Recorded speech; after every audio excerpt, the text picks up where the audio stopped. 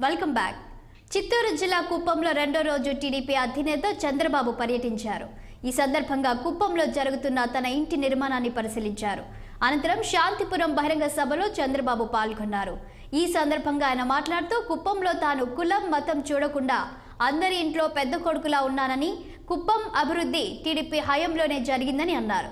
కుప్పం ప్రాంతానికి వైసీపీ అధికారంలోకి వచ్చాక ఏం చేసిందో చెప్పాలని చంద్రబాబు డిమాండ్ చేశారు. టీడీపీ మళ్లీ అధికారంలోకి వచ్చి ఉంటే హంద్రినివాకు నీళ్లు వచ్చేవని అన్నారు.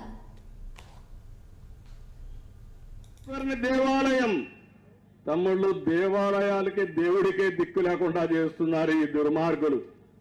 అక్కడ కబ్జా చేశారు భూమి అంతా. ఇంకో పక్క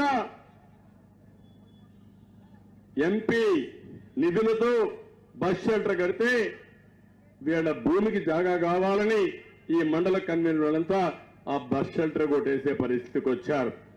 ఇంకో పక్క చెంగుబల్ల పంచాయతీలో పొలానికి దారి కోసం వీళ్ళందరినీ చూసి చెరువులను కూడా షెడ్ నిర్మించి మొత్తం వీళ్ళు ఇష్ట ప్రకారం చేసే పరిస్థితికి వచ్చారు.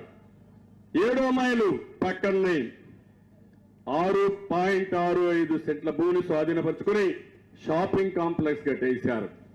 ఇంకో పక్కన మీరు చూస్తే ఏపీఐఏసి గోకుల్ దాస్ గార్మెంట్స్ కి ఇచ్చిన 4 ఎకరాల 60 సెంట్లు 17 మంది వైసీపీ నాయకులు కబ్జా చేసే పరిస్థితికి వచ్చారు. ఊర్లో ఉన్నంత వ్యతిరేకించి కలెక్టర్ దగ్గరిపోయే పరిస్థితికి వచ్చారు. సోనిశెట్టి గారి పనిలో వైసీపీ నాయకులు అక్రమైనింగ్ చేసి ప్రజలే తిరుగుబాటు చేసి అడ్డుకునే పరిస్థితికి వచ్చారు. అంటే మీరు ఒక్క విషయం గుర్తుపెట్టుకోవాలి, నా జీవితంలో ఎప్పుడు నేను ఊహించలేదు మన నియోజకవర్గం ఒక ప్రశాంతమైన నియోజకవర్గం అవునా కాదా అని మిమ్మల్ని అడుగుతున్నా. ఒకప్పుడు నేను ఒక మాట చెప్పి